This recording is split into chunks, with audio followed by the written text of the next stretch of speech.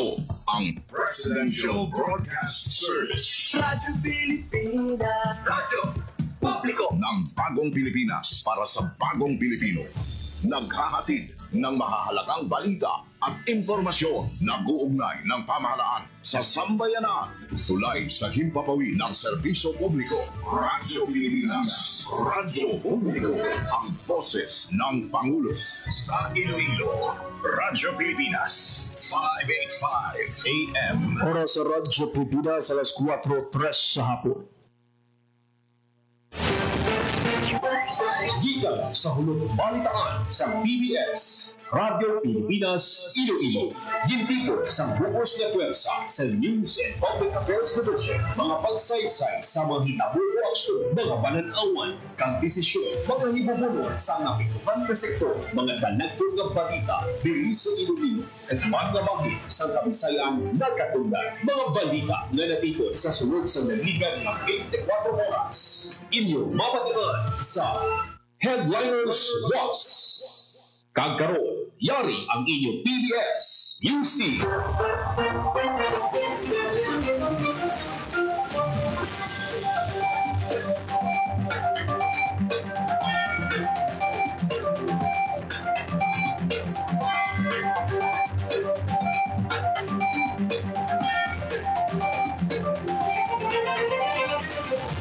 Mayong hapon Pilipinas, mayong hapon Western Visayas.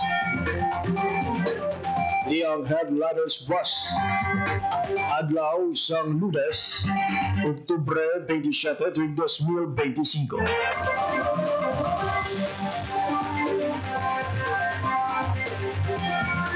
Ito ang inyong tagbalita, JP Herbas, kagaroon sa aton mga headlines.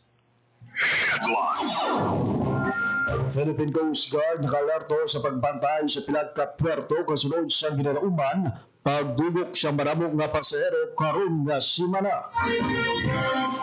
ICPO nakalerto man sa ginapit nga pagsulog sang tigkalalag. Handa Pilipinas Visayas leg sa Bacolod City ginbuksan na. DOST Secretary Silidum ginpunto ang kaimportansya sang teknolohiya sa disaster risk reduction. Ito ka driving school gintagdagan sa cease and desist orders ang LTO bangod sa pinaka-violation. Masobra 20 ka gimarasnon RSME magapasakop sa panublion 2025 sang DTIWB. Ka 35 ka benepisyaryo sang 4Ps sa Antique nagapadayon sa pag-eskwela pinaagi sa Balay de Rayunan Initiative.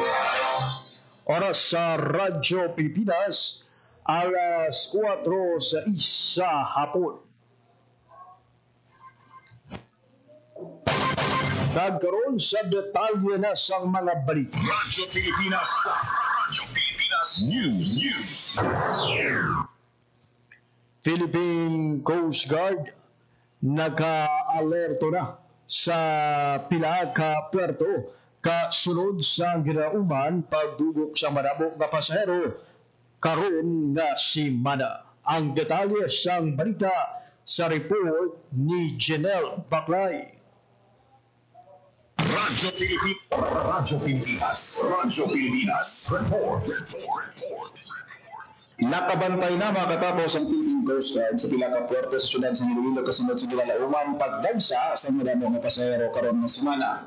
Sa bayan sang Parola Wharf, makita ang deployment sa Philippine Coast Guard personnel na nag-inspeksyon sa mga nagabiyay ng fiber boats padulong ng pananig sa isla San Limanas. Sa bayan naman sa mga transport terminal sa Iloilo City, tungkol na pang nagpahamtang sa Assistance Desk and Land Transportation Office kabayan sang Oplan Ligtas Biyahe agad magigahan ng mga pasahero subungan maghiwat sa inspeksyon sa roadworthiness sa mga pasahero nga salakyan kasunod sang mando sa mataas na pamunuan sang Department of Transportation. Para sa Bagong Pilipinas, Janelle Baclay, Radyo Pilipinas, Radyo Publiko. Radyo Pilipinas. Radyo Pilipinas News.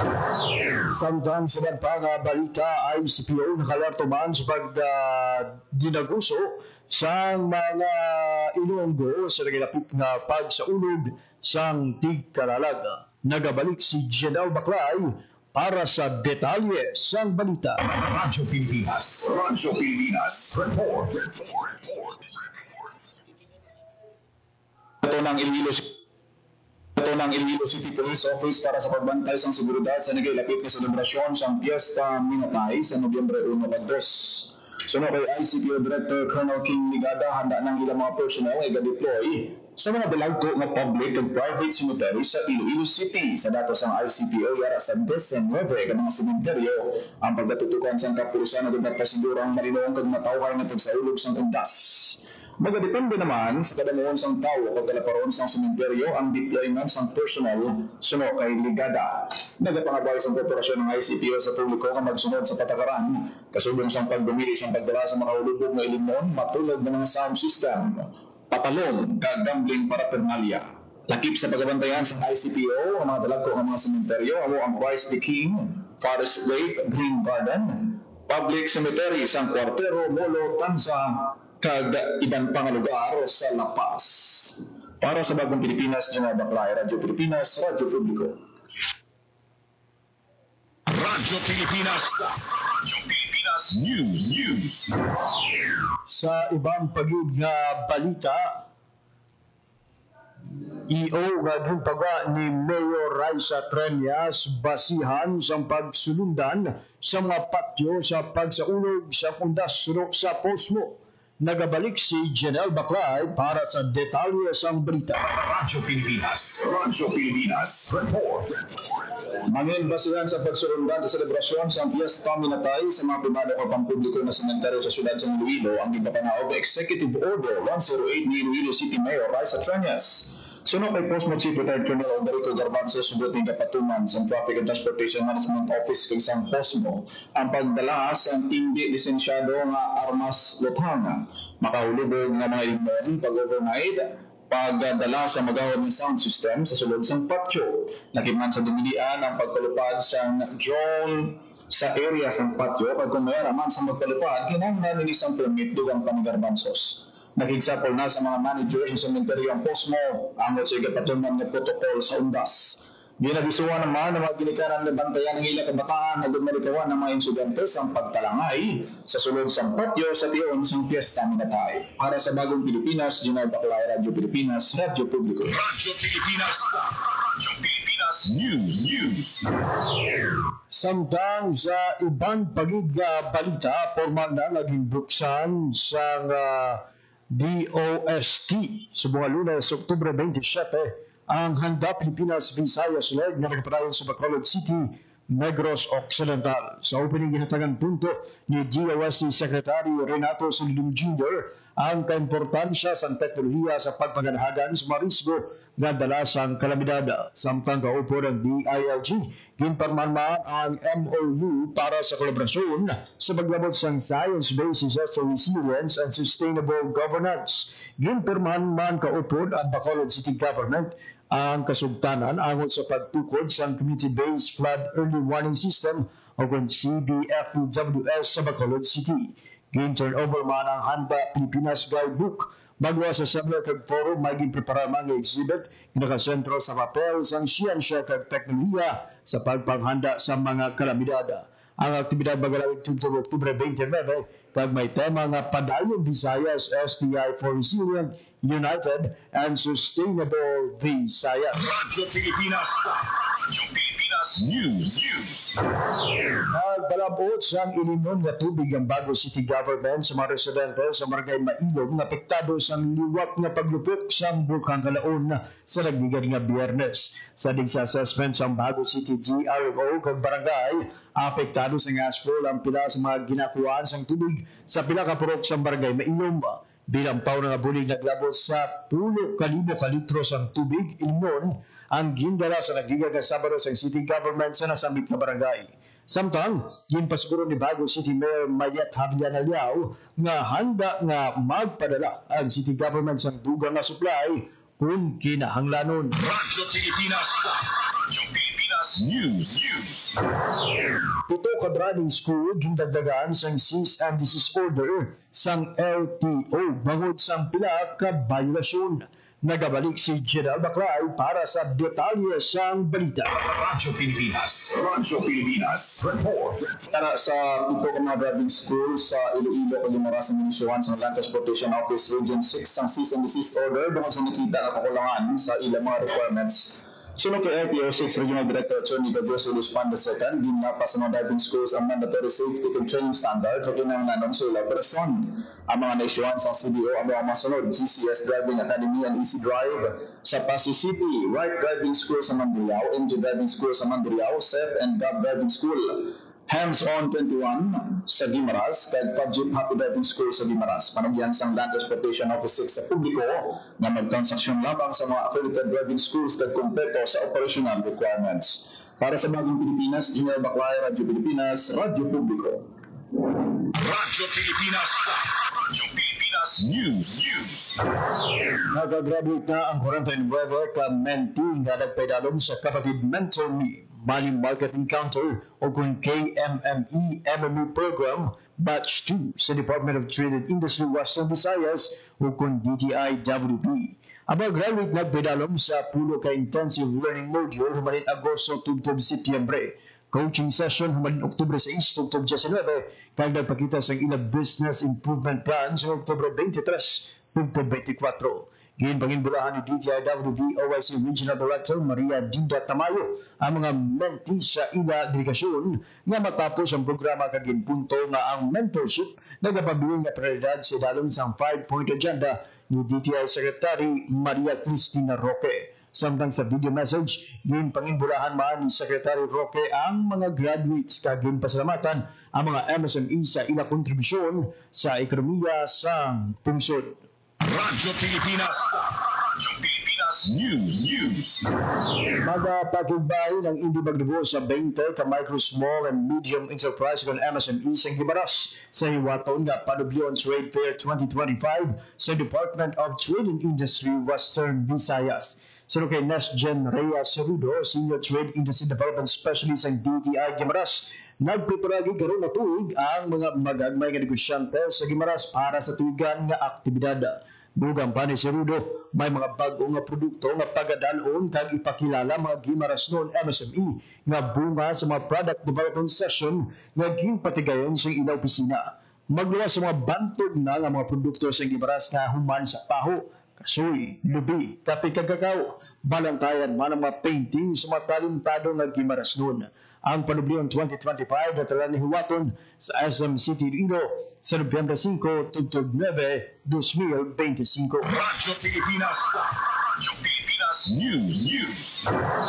Nagbilog ang 37 ka estudyante po ng pila ka chaperone gikan sa Western Visayas sa Learners Convergence o kung LearnCon Philippines 2025 sa Department of Education na conducted sa Dumaguete City. Sa interview sa Radyo Pilipinas Iloilo kay Hernandez Jr., Regional Information Officer sa Department of Western Visayas, ginpahayag niya ang mga delegasyon gikan sa Antique kag syudad kag probinsya sa Iloilo. Tinutuyo sang LearnCon na i-expose ang kabataan, ilabi ng mga senior high school student sa mga oportunidad, educational institutions kag employers para sa ila paghuman sang career decision kag kung ano nga kurso ang kuhaon sa kolehiyo. Mayara sa National Career Expo, Learners Night, Localized Career Expo, Thematic Session, Film Showing Night, Learners Congress, diskusyon sa Parliamentary Procedure, Project Pitching kag Youth Leaders Forum, nga hiwaton sa LearnCon nga magalawig tubtob Oktubre 30.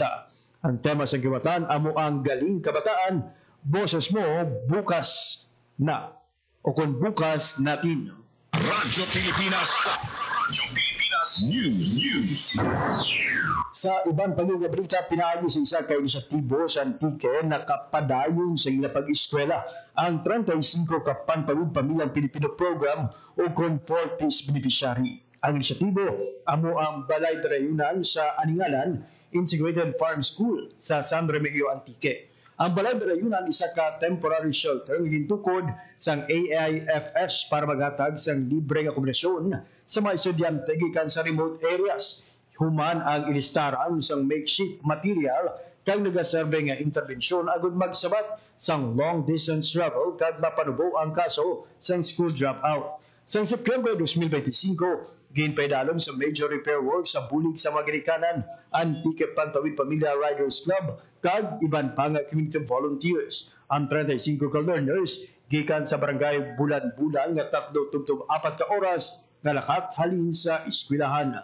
Sining karon lang naghiwat sang house blessing kag ribbon cutting ceremony para sa mas ginpakamaayo nga balay darayunan sa pagpanguna ng DSW Field Office 4 Peace Division Chief Bilin Cubisyon, Provincial Link Jeffrey Gabukay, School Head Jocelyn Gatela, kag Balay Darayunan Organization President Gomez. Samtang, nag-turn over siyang home essential kapara sa dish organizer, trash bin, kag laundry items sa Balay Darayunan, ang SM Foundation pinaagi sa 4 Peace Division Regional Program Management Office. Ang kaiwatan isa sa mga highlights ng Regional Convergence Committee, field visit kag Regional Independent Monitoring Committee nga nagapakita sa kolaborasyon sa tunga sang DSWD, 4 Peace kag partner stakeholders.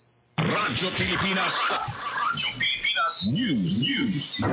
Granada National High School Ballesteros Extension sa Carles Iloilo nagbaton sang 4.9 million pesos gikan sa Iloilo Provincial Government para sa konstruksyon sang gymnasium. Ang detalye sa balita sa report ni Marian Grace Areneta. Radyo Pilipinas. Radyo Pilipinas. Report.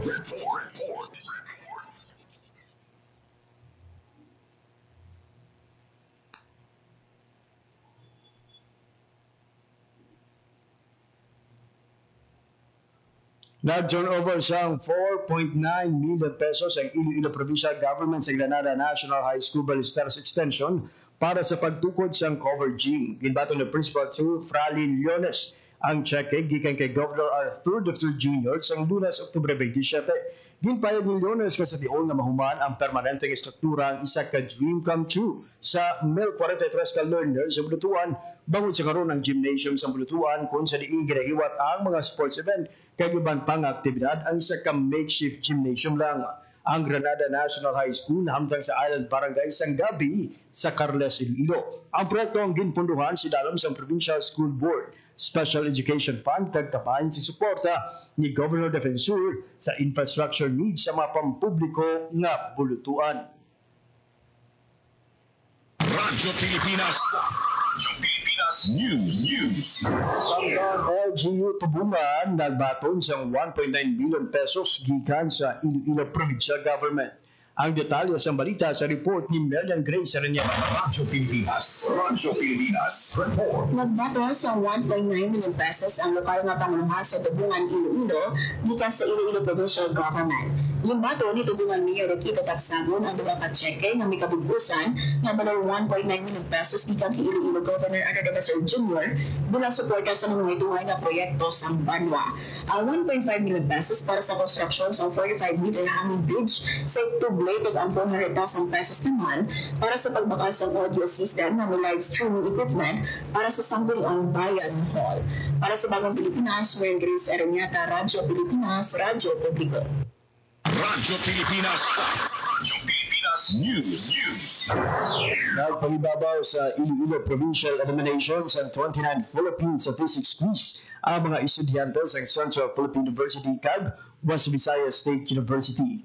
Kinigan nga first placer si Manuel Antonio Treñas ng CPU, second placer si San Lexter Causing sa WBSU, kag third placer si Sam Therone Palmes sang CPU. Ang 29 Philippine Statistics Quiz ginorganisa sa Philippine Statistics Authority bilang kabahin sa serbasyon sang tuigan nga National Statistics Month sa puyo nga mapasangkad ang statistical literacy sa mga estudyante kag publiko. Sa PIA sa Iloilo, sa 62 ka estudyante gikan sa 21 ka higher education institution sa Iloilo ang nagsambuwa sa elimination karon nga tuig. Dugang pa sa PIA sa Iloilo, nabalag karon nga tuig ang pinakamadamo nga partisipante sa kasaysayan sa PSQ Iloilo Provincial Elimination. Sanday Treñas Causing kag Palmes ang manginting lawas sang Iloilo sa regional finals nga hiwaton sa Nobyembre 6.